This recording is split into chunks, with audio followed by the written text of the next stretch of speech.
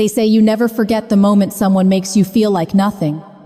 For Evelyn Carter, that moment came on a Tuesday night in May, dressed in a black Armani gown she'd saved 3 months to buy, standing in the grand ballroom of the Plaza Hotel while 200 people pretended not to stare. Her granddaughter Lila's engagement party. The event she'd helped plan, the family she'd served for 43 years.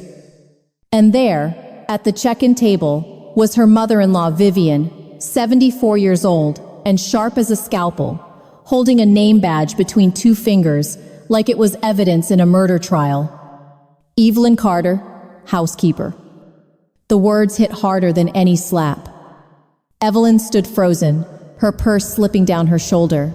Around her, women in Chanel and men in Tom Ford sipped champagne and whispered behind their hands.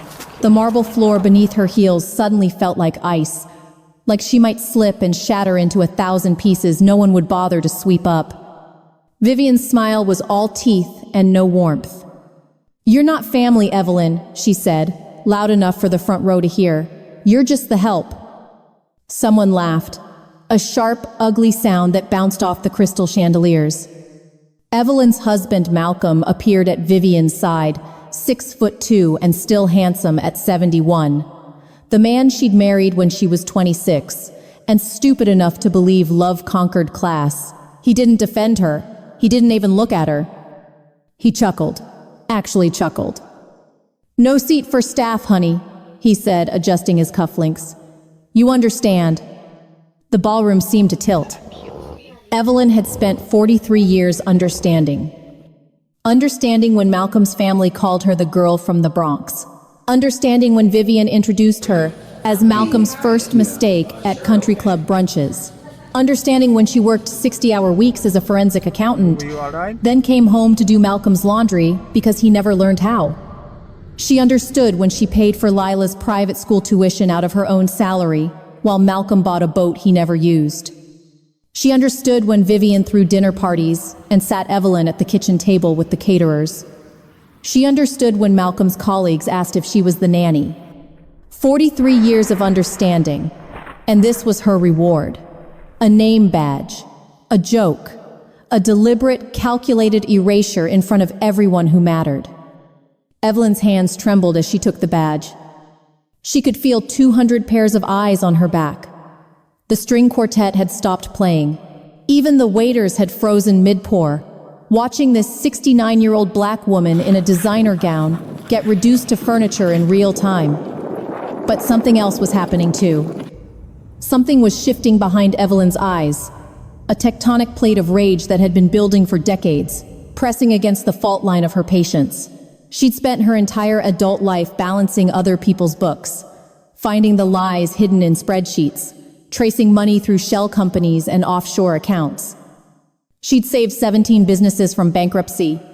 She'd sent 4 executives to prison for fraud. And she'd never once looked at her own husband's finances. Not until 3 weeks ago, when Malcolm left his laptop open, and Evelyn saw an email about a wire transfer, $4 million. A bank in the Cayman Islands, a name she didn't recognize. She'd spent 72 hours digging after that. 72 hours of following digital breadcrumbs while Malcolm slept beside her, snoring like he didn't have a care in the world. What she found made her sick.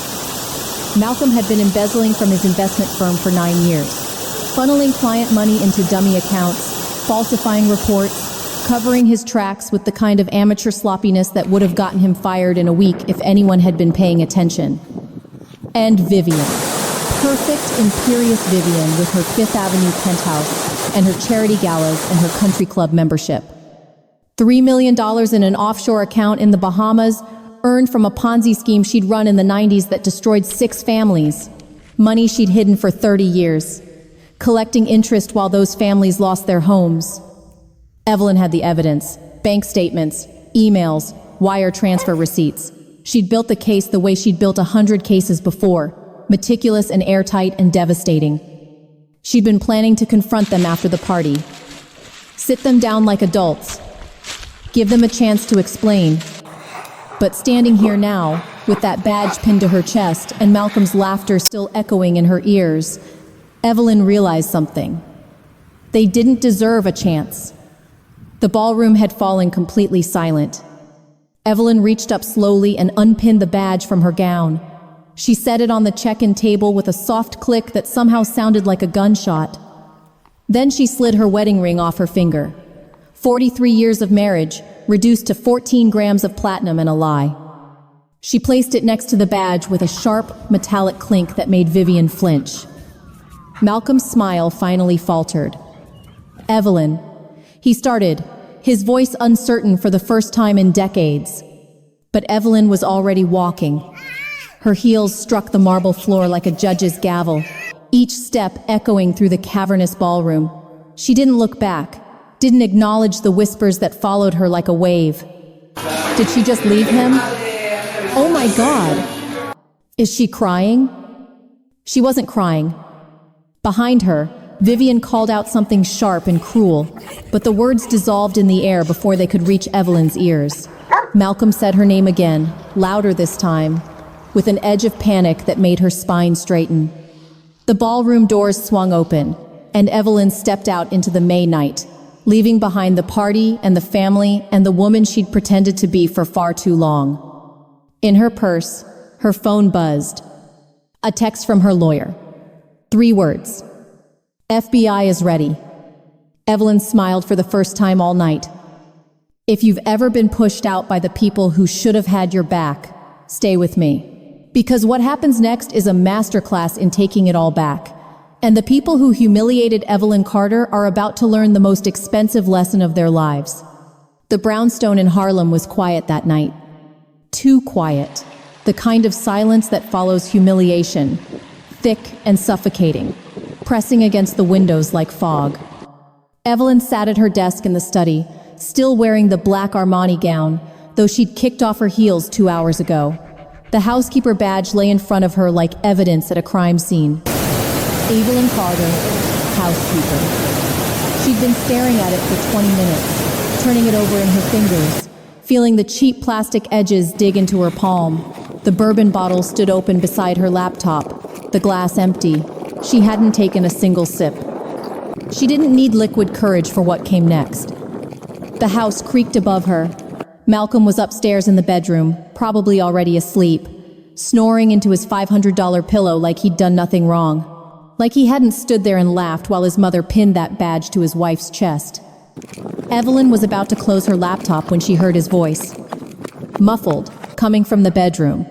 Malcolm on the phone, his tone smug and careless, the way he always sounded when he thought no one important was listening. She stood slowly, moving to the bottom of the stairs. "She'll learn her place, Ma," Malcolm was saying, his words drifting down like poison. That badge was perfect. Absolutely perfect. Vivian's cackle came through the speakerphone, sharp and delighted. "Did you see her face? I thought she might cry right there in front of everyone." Vivian's voice dripped with satisfaction. 43 years, and she still doesn't understand she'll never be one of us. Malcolm laughed. That same chuckle from the ballroom, casual and cruel. "She's useful. I'll give her that. Keeps the house running, pays her share. But family? Come on, Ma. You marry staff, you don't make them family." The words landed like bullets. Evelyn's hand gripped the banister so hard her knuckles went white. Above her, Malcolm kept talking, but the damage was done. She'd been played, not just tonight, for 43 years. Evelyn walked back to her study, her bare feet silent on the hardwood. She sat down at her desk, opened the bourbon, and poured. 3 fingers, neat. The glass sat untouched beside her laptop as she pulled open the bottom drawer. Inside were 6 manila folders, each one labeled in her precise handwriting.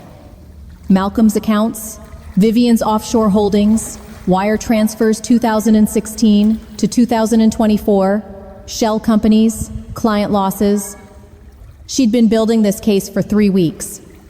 Malcolm Carter, investment advisor, pillar of the community, member of the New York Athletic Club. Malcolm Carter, who'd embezzled $4 million from his own clients over 9 years.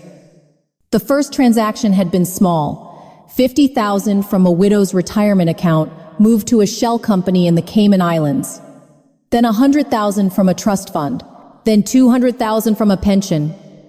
By year 5, he was moving $500,000 at a time, falsifying quarterly reports, forging signatures, creating fake investment portfolios while the real money disappeared into offshore accounts he thought no one would ever find. But Evelyn had found them. Because that's what she did. For 43 years, while Malcolm called her consulting work cute and Vivian introduced her as the help, Evelyn had been one of the best forensic accountants in New York. She'd traced money for the FBI. She'd testified in federal fraud cases. And she'd never once looked at her own husband.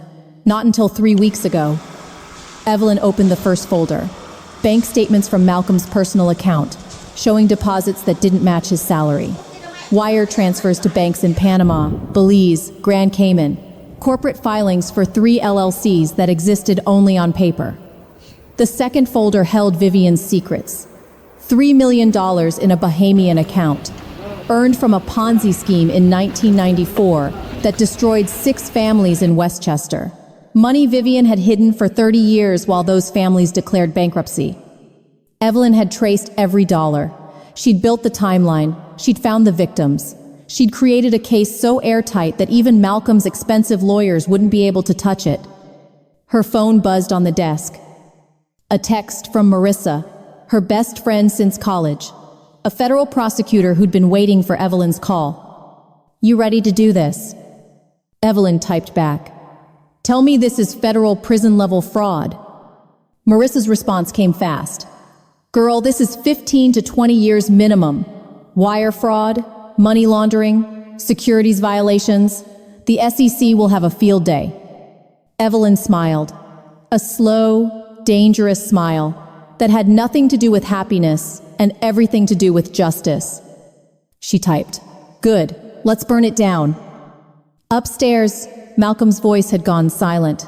Probably asleep now, dreaming about his next golf game, or his next embezzlement scheme, or his next opportunity to make his wife feel small. He had no idea what was coming.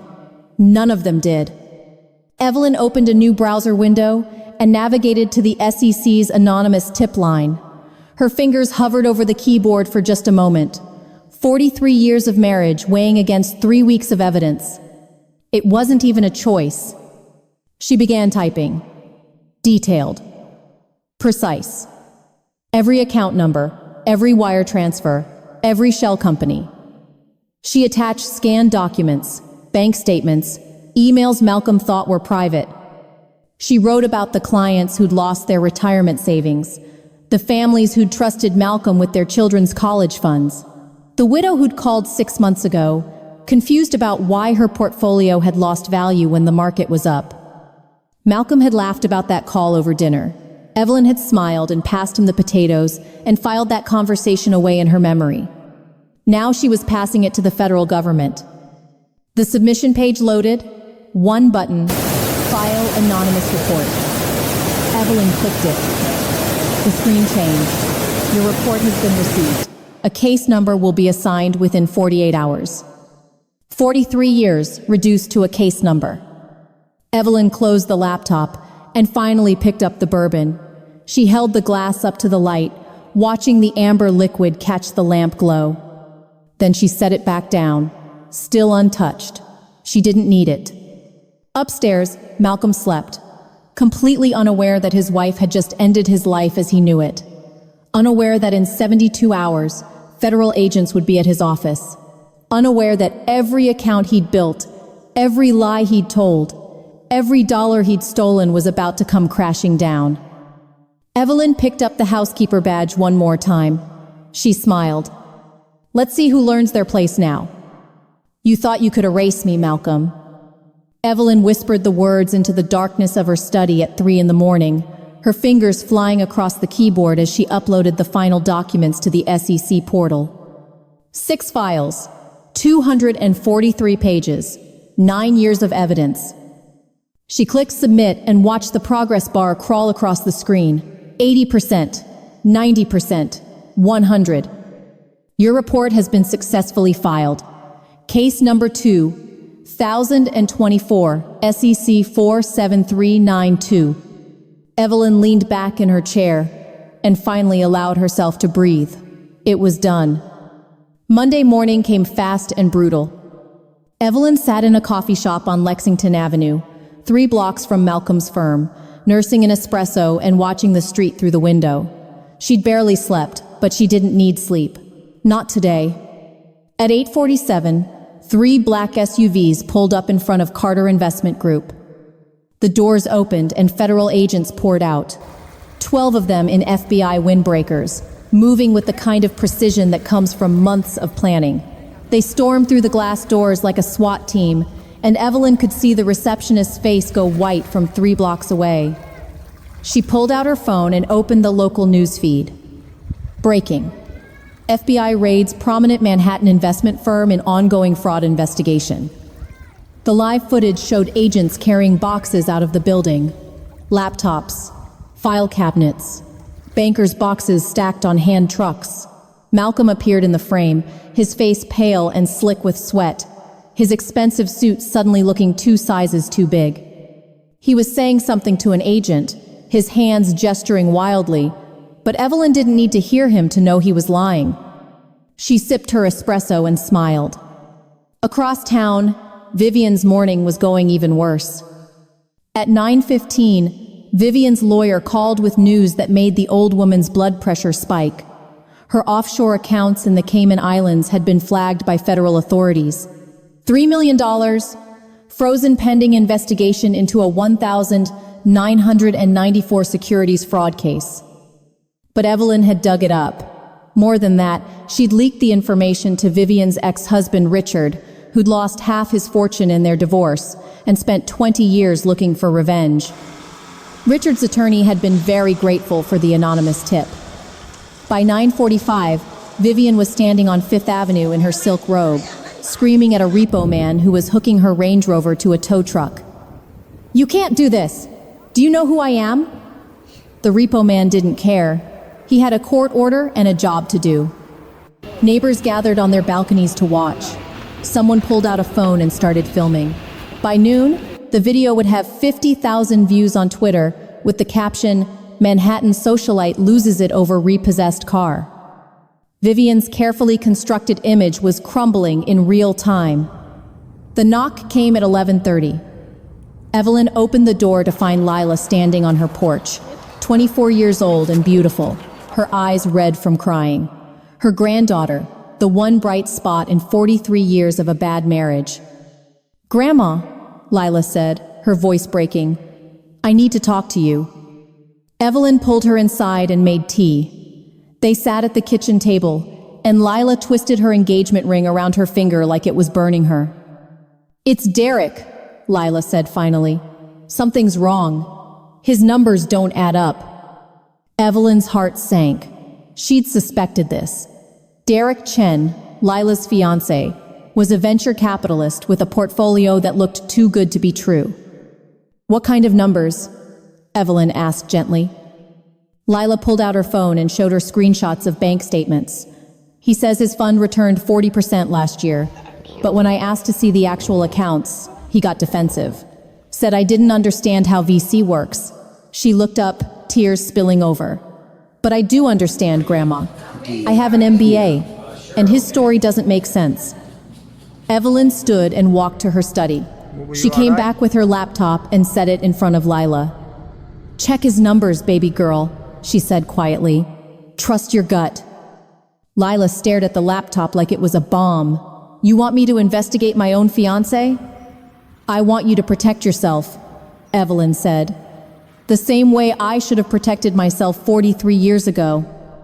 For a moment, Lila didn't move.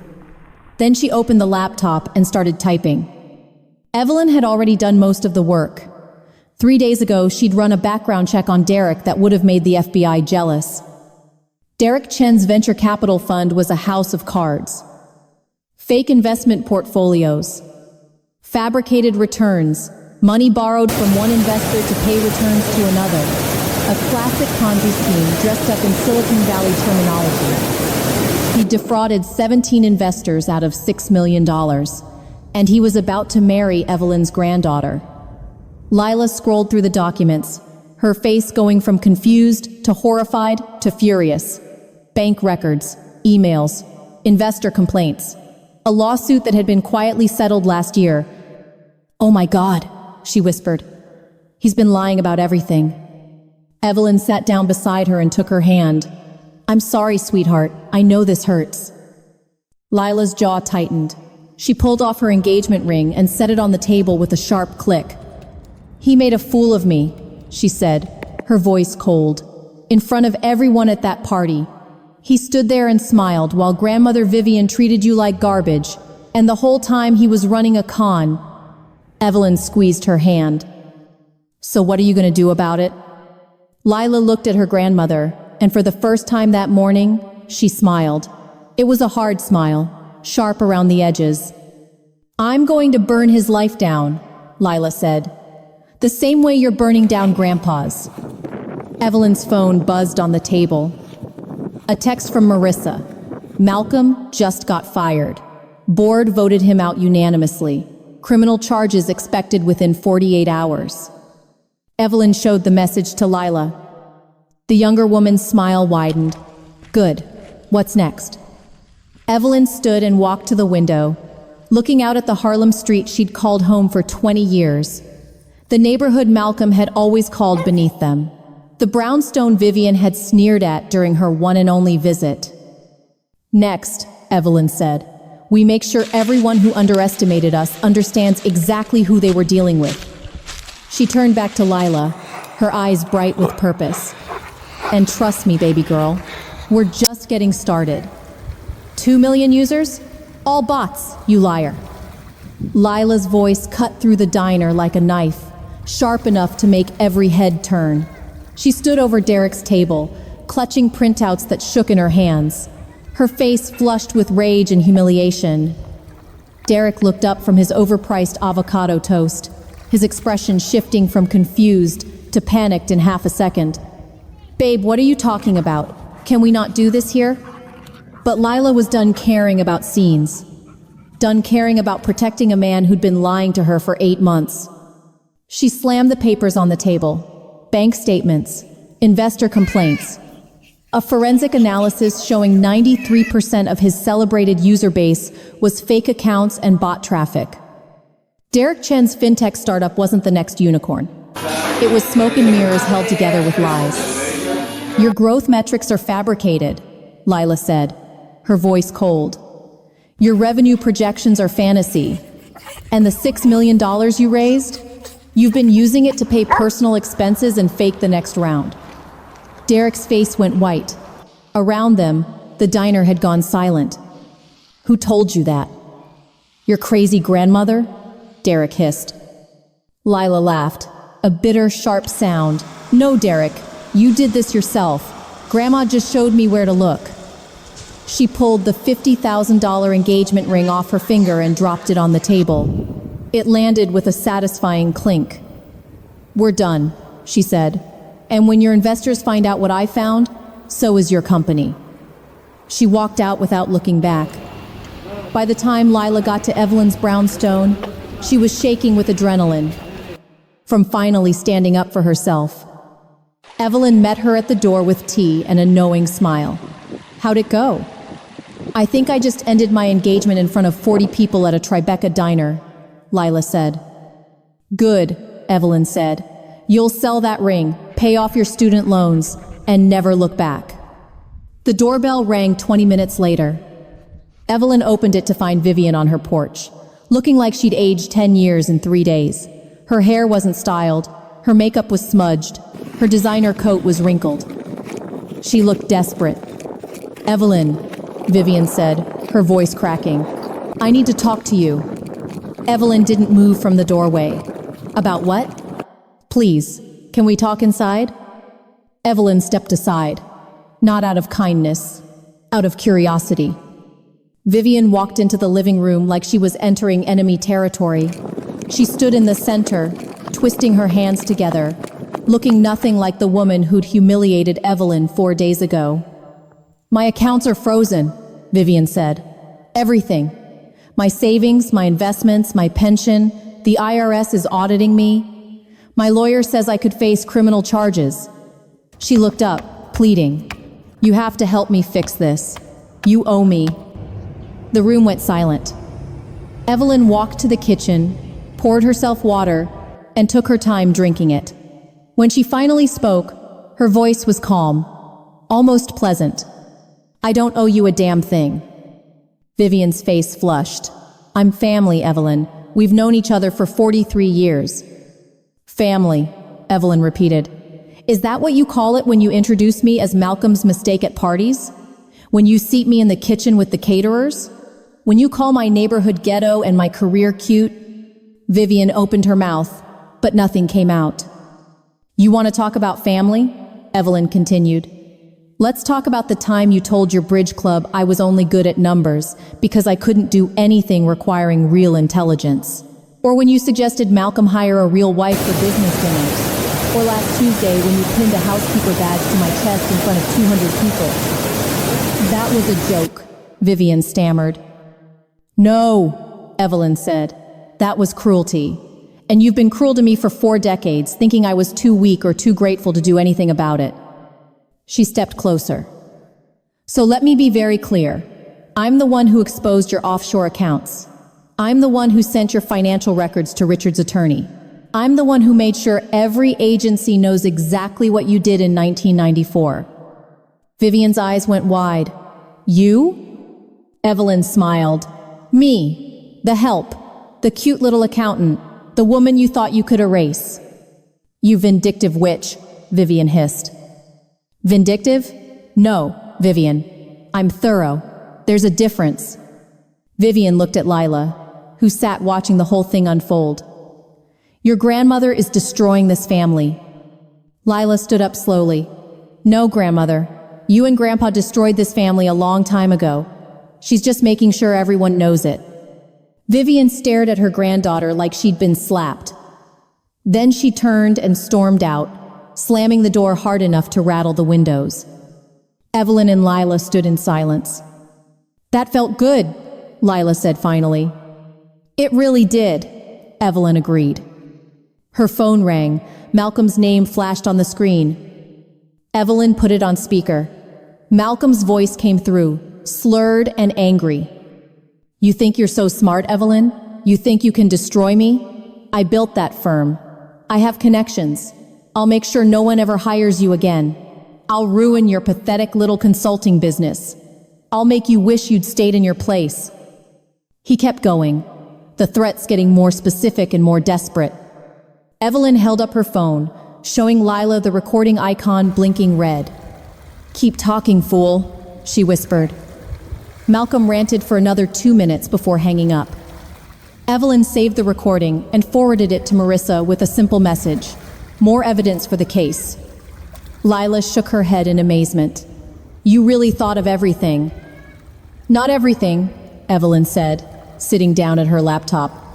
But I'm getting there.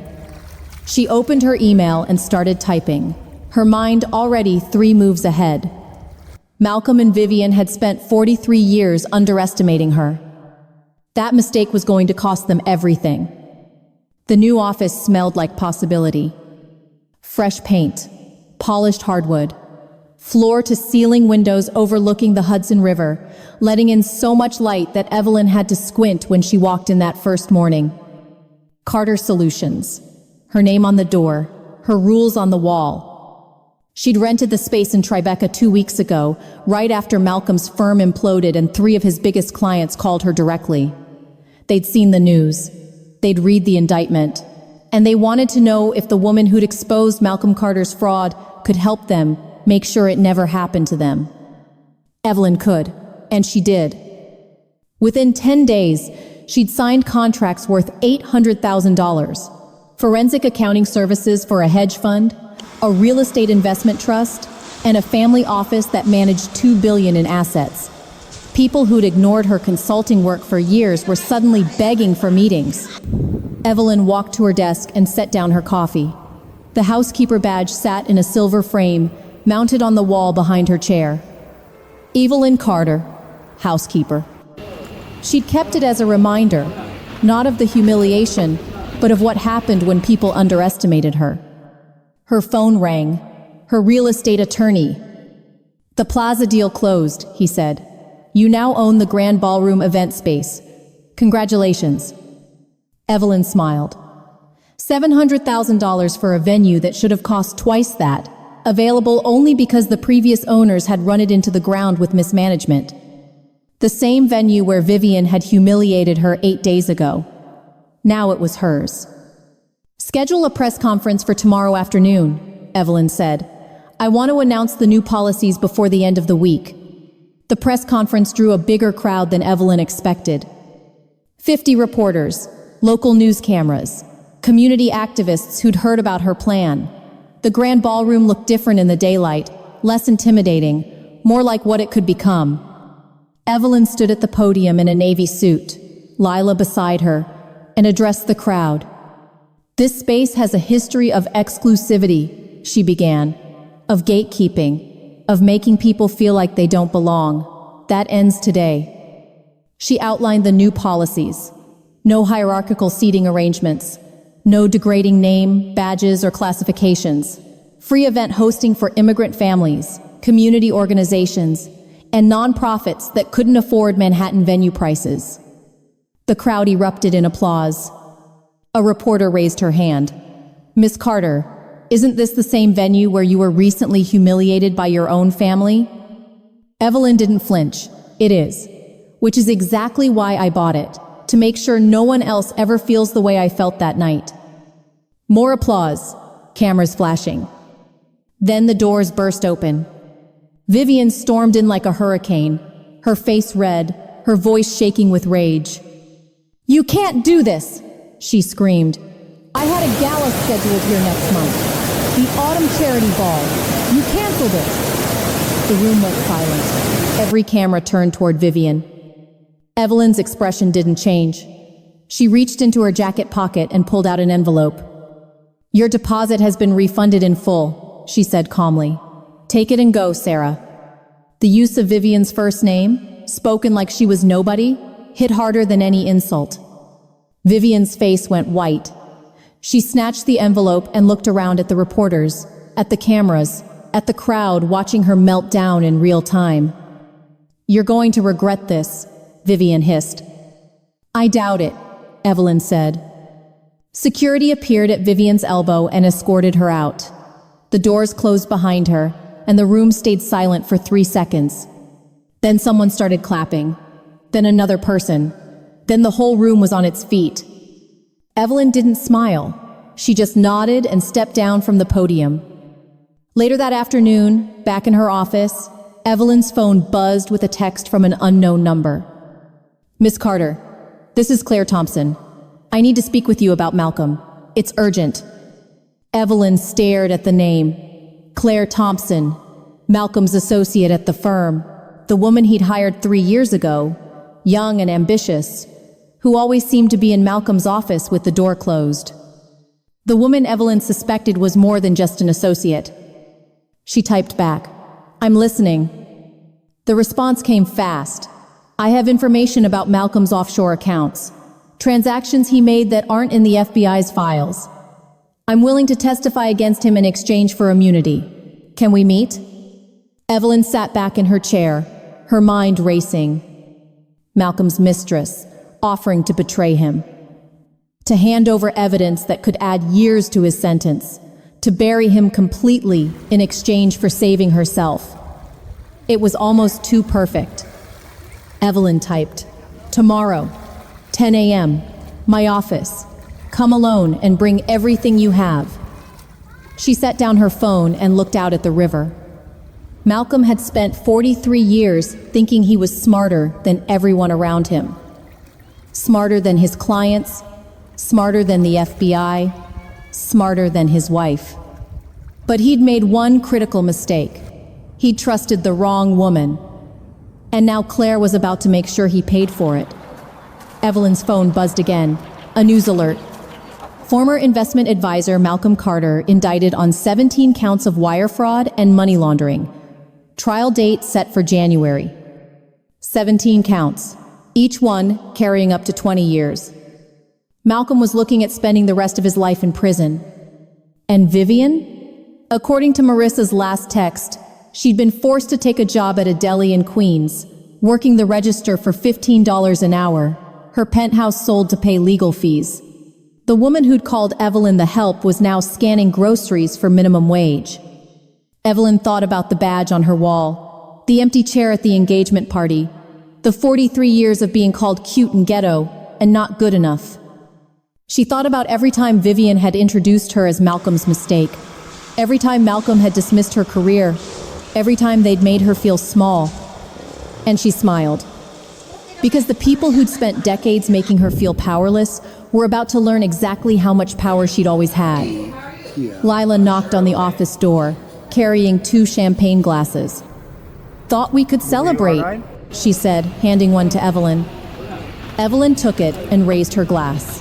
"To new beginnings." "To revenge," Lila corrected, grinning. They clinked glasses, and Evelyn took a sip, looking out at the city that had tried so hard to keep her out. She was just getting started. "It was just a joke, Ev." Malcolm's voice echoed through the Harlem street at 2 in the morning, slurred and desperate, loud enough to wake half the block. Evelyn watched from her bedroom window as her husband of 43 years stumbled up her front steps, drunk and pathetic, his expensive suit wrinkled and stained. He'd been drinking for hours, maybe days, and now he was here, pounding on her door like she owed him something. She didn't go downstairs. She just watched. Malcolm kept yelling, his words tumbling over each other. "The badge was Vivian's idea. I didn't mean it. You're destroying my life over nothing." Nothing. 43 years of humiliation was nothing to him. Evelyn pulled out her phone and checked the security camera footage streaming live. Crystal clear video of Malcolm Carter, former investment advisor, melting down on his estranged wife's doorstep. She hit record and let him keep going. "I gave you everything," Malcolm screamed. "A house, a life. And this is how you repay me? By ruining me?" A neighbor's light flicked on. Then another. Someone across the street was filming on their phone. By morning, the video would be everywhere. Malcolm finally gave up around 2:30, stumbling back to the Uber he'd left running at the curb. Evelyn saved the security footage and went back to bed. She slept better than she had in years. The video went viral by sunrise. Someone had posted Malcolm's meltdown to Twitter, and by noon it had 3 million views. By evening, Carter Crash was trending nationwide. The comments were ruthless. Exactly what Malcolm deserved. This is what happens when you steal from your clients and treat your wife like garbage. Imagine being this pressed over the consequences of your own actions. The SEC indictment came down 2 days later. $4.2 million in fraud across 17 counts. Wire fraud, securities violations, money laundering, tax evasion. Malcolm's firm fired him via email, effective immediately. His law license was suspended. His assets were seized, including both Porsches, the boat he'd never used, and the Hamptons house Evelyn had never been invited to visit. Within a week, Malcolm Carter went from millionaire to broke, from respected advisor to federal defendant. And Vivian's fall was even harder. Without her offshore accounts, without her investments, Vivian had nothing. Her Fifth Avenue penthouse sold at auction to cover legal fees. Her country club membership was revoked. Her friends stopped returning her calls. She ended up in a 1-bedroom apartment in Brooklyn, working the front desk at a nail salon for $18 an hour. The woman who'd spent 40 years calling Evelyn ghetto was now living in the neighborhood she'd sneered at. Lila visited Evelyn's office on a Thursday afternoon, carrying coffee and looking lighter than she had in months. "I got accepted," she said. "Columbia Business School. Full scholarship for their forensic accounting program." Evelyn stood and pulled her granddaughter into a hug. "I'm so proud of you." Lila held on tight, and when she pulled back, her eyes were wet. "You saved me, Grandma. From Derek. From a life of being with someone who would have destroyed me the way Grandpa destroyed you. You saved yourself, Evelyn said. I just showed you where to look. They sat down, and Lila pulled out her laptop. I've been going through Derek's financials like you taught me. He's completely bankrupt now. His investors sued him, his company's dissolved, and he's facing criminal charges. Evelyn nodded. She'd been following Derek's collapse with satisfaction. How are you doing with all of it? Evelyn asked gently. Lila was quiet for a moment. I'm angry. At him for lying. At myself for not seeing it sooner. At Grandmother Vivian for raising me to think that men like Derek and Grandpa Malcolm were what success looked like. She looked up. But I'm also grateful. Because you taught me something they never could. That power isn't about money or status. It's about knowing the truth and having the courage to act on it. Evelyn reached across the desk and squeezed her hand. You're going to do great things, baby girl. That night, Marissa called with news that made Evelyn's blood run cold. Malcolm tried to frame you, she said. He filed documents with the SEC, claiming you were complicit in his fraud. Said you helped him set up the offshore accounts and falsify the records. Evelyn's grip tightened on her phone. That lying piece of... Already handled, Marissa interrupted. My contacts at the SEC reviewed everything. Your financials are clean. The timeline proves you couldn't have been involved because you were building your own firm while he was stealing. She paused. They're adding obstruction of justice to his charges. And perjury. He just made everything worse for himself. Evelyn sat down slowly. Malcolm had tried to destroy her one last time, and it had backfired spectacularly. There's more, Marissa said. Based on his behavior and those threatening voicemails, you have grounds for a restraining order. I already drafted the paperwork. File it, Evelyn said. The restraining order was granted within 48 hours. Malcolm Carter was now legally prohibited from contacting his wife, coming within 500 feet of her home or office, or making any public statements about her. The judge had reviewed the security footage, listened to the voicemails, and read Malcolm's fraudulent SEC filing. Mr. Carter has demonstrated a pattern of harassment, intimidation, and attempts to obstruct justice, the judge said. This order will remain in effect indefinitely. Evelyn walked out of the courthouse with Lila beside her, the restraining order in her purse, the afternoon sun warm on her face. How does it feel? Lila asked. Evelyn thought about it. About Malcolm drunk on her doorstep. About Vivian answering phones at a nail salon. About the housekeeper badge that had started all of this. Like justice, she said finally. They walked to the car, and Evelyn looked back at the courthouse one last time.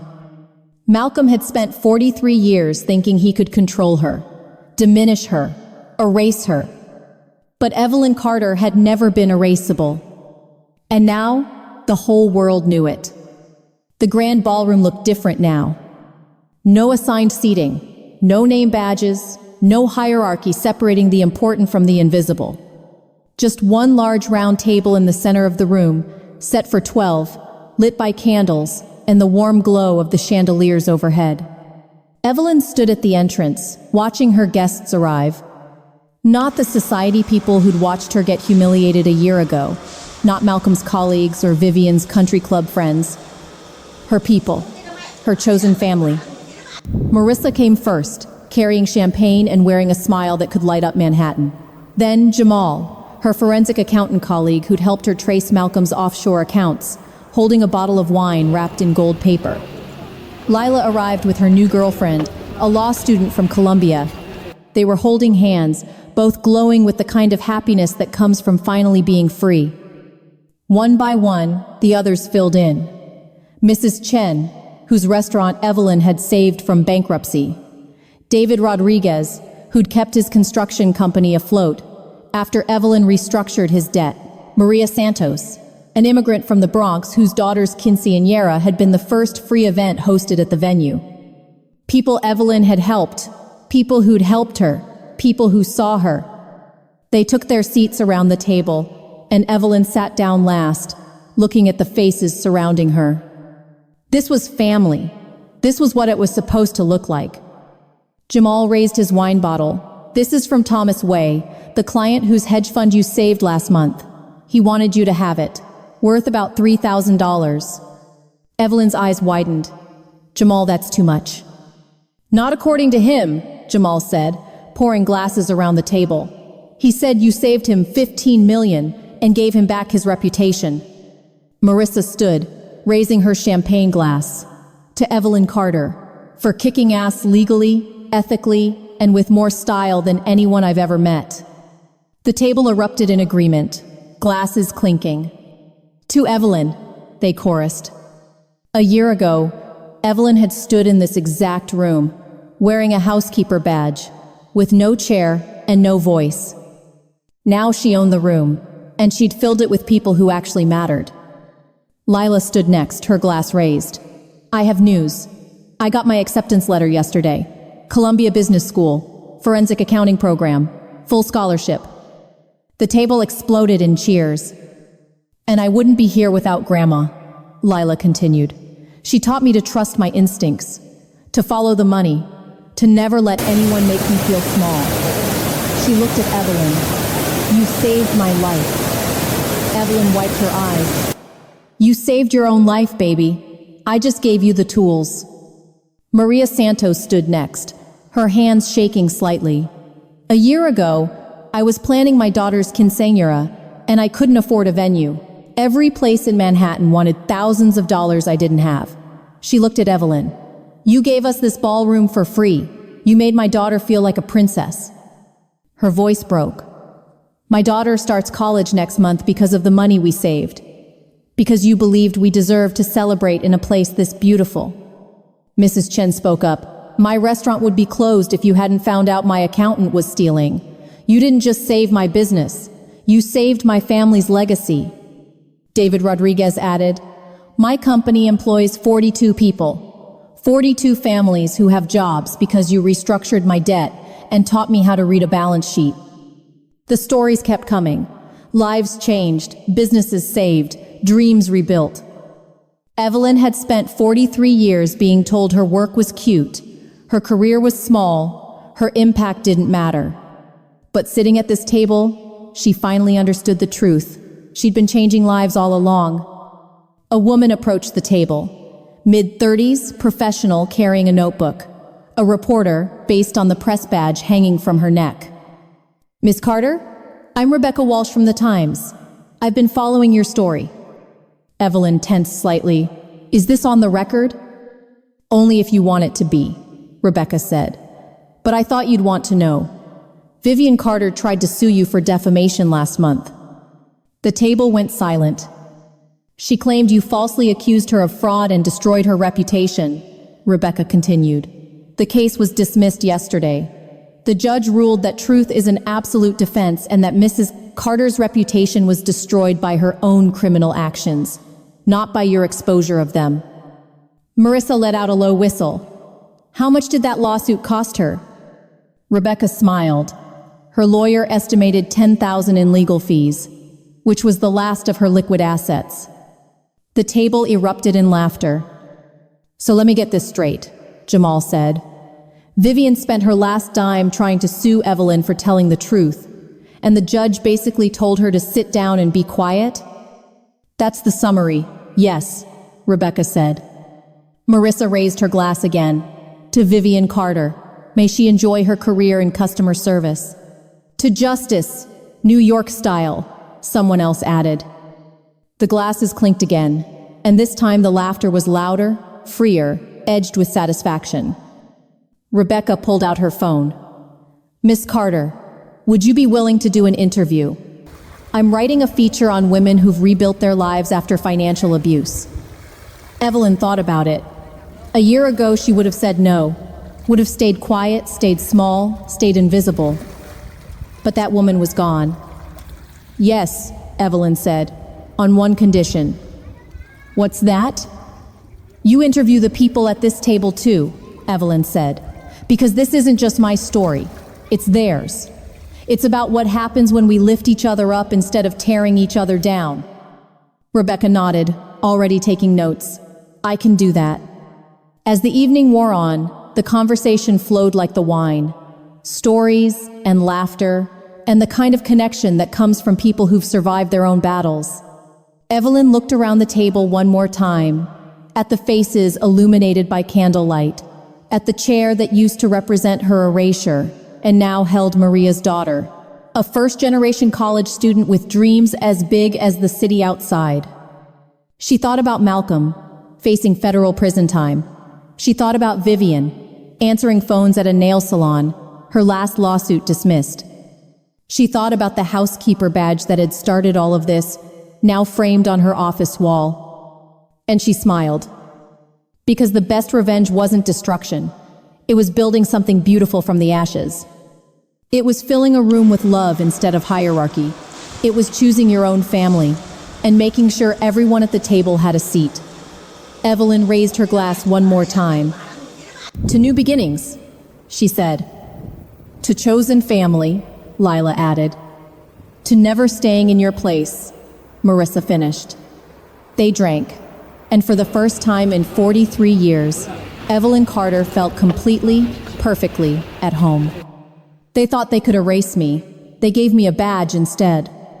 Evelyn stood in her new penthouse overlooking Manhattan, the city lights spreading out before her like diamonds on black velvet. 43 floors up, floor-to-ceiling windows.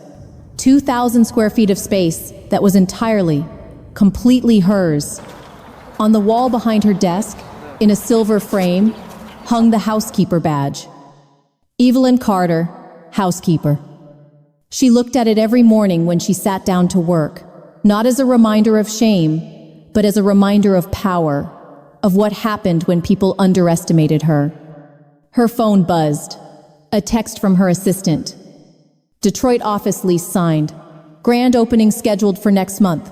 20 applications already for the mentorship program. Evelyn smiled. Carter Solutions had grown beyond anything she'd imagined. What started as a one-woman consulting firm in Tribeca was now a force in New York's financial restructuring scene, with offices opening in Detroit and plans for Chicago by year's end. She'd built an empire while Malcolm sat in a federal prison cell, serving 15 years for fraud. She'd built a legacy while Vivian counted change at a nail salon in Brooklyn. And she'd done it all by staying exactly who she was. No compromises, no apologies, no staying in her place.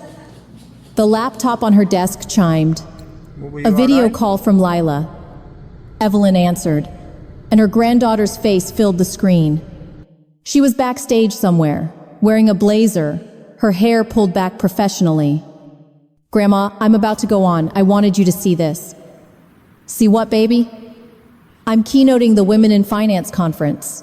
500 people in the audience, and I'm telling them about you. Evelyn's throat tightened. Lila, you don't have to. Yes, I do, Lila interrupted. Because everything I am started with you showing me that strength isn't about being loud. It's about knowing your worth and refusing to accept anything less. Someone called Lila's name off stage. I have to go, Lila said, but watch the live stream. And Grandma, thank you for everything. The screen went dark. Evelyn opened her laptop and found the conference live stream. Within minutes, Lila walked onto the stage, confident and poised. A year ago, I was engaged to a man who was defrauding investors. I was about to marry into a family that had spent decades treating my grandmother like she was invisible. And I almost went through with it because I thought that's what success looked like. The audience was silent. My grandmother, Evelyn Carter, taught me something that changed my life. She taught me that your value isn't determined by who accepts you. It's determined by who you are when no one's watching. Lila paused. She was humiliated at my engagement party, called a maid, given a badge instead of a seat, and instead of accepting it, she fought back. She exposed fraud, rebuilt her career, and created a company that now helps hundreds of people reclaim their power. The camera panned across the audience, women wiping their eyes, others nodding in recognition. So when people ask me how I got here, Lila continued, I tell them about my grandmother, a 69-year-old black woman who refused to be erased, who turned her lowest moment into her greatest triumph. who taught me that revenge isn't about destruction. It's about building something so undeniable that the people who tried to diminish you have no choice but to watch you rise. The audience erupted in applause. Evelyn closed the laptop, tears streaming down her face. She thought about that night at the plaza, standing at the check-in table while Vivian pinned that badge to her chest. The whispers, the laughter, the empty chair that said she didn't belong. She thought about walking out, her heels echoing on marble, leaving behind her wedding ring and 43 years of accepting less than she deserved. That moment had felt like the end, but it had been the beginning. Her phone rang. The event coordinator at the plaza. "Miss Carter, the citizenship ceremony is set for tomorrow at 3. 50 families confirmed. The mayor's office is sending a representative." "Perfect," Evelyn said. "Make sure every family has reserved seating at the front. No one stands in the back. No one gets treated like they're less important." "Already done, exactly as you specified." Evelyn hung up and walked to the window, looking out at the city that had tried so hard to keep her out. Tomorrow, she'd host 50 immigrant families at the plaza, celebrating their American citizenship in the same ballroom where she'd been called the help. She'd make sure every single person felt valued, seen, celebrated. She'd transform the space that represented her humiliation into a symbol of belonging. Because that's what legacy looked like. Not revenge, not destruction, but transformation. Taking the places and moments that tried to break you and rebuilding them into something that lifts others up. A notification popped up on her laptop. A new client contract, ready for signature. A Fortune 500 company wanting Carter Solutions to audit their entire financial structure. $3 million over 2 years. Evelyn signed it with her digital signature, then sat back and looked at the housekeeper badge reflected in her laptop screen. They thought they could erase her. They thought a badge and an empty chair would put her in her place. But Evelyn Carter had never needed anyone's permission to matter. She'd always had her power. She'd just been waiting for the right moment to use it. She stood and walked to the badge on the wall, running her fingers over the frame. "This is my place now," she said softly to her reflection in the glass. "And I'm never leaving it."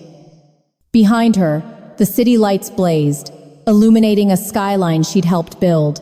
One saved business at a time, one mentored entrepreneur at a time, one reclaimed life at a time. Evelyn Carter, housekeeper. Evelyn Carter, forensic accountant. Evelyn Carter, CEO. Evelyn Carter, woman who refused to be erased. The badge had been meant to diminish her. Instead, it had become her battle cry, her reminder that she'd survived the worst they could do and built something beautiful from the ashes. And tomorrow, when those 50 families celebrated in her ballroom, when they sat in seats of honor instead of standing in the back, they'd be living proof of what Evelyn had always known. Your place isn't where others put you. Your place is where you decide to stand. And Evelyn Carter was standing exactly where she belonged. At the top,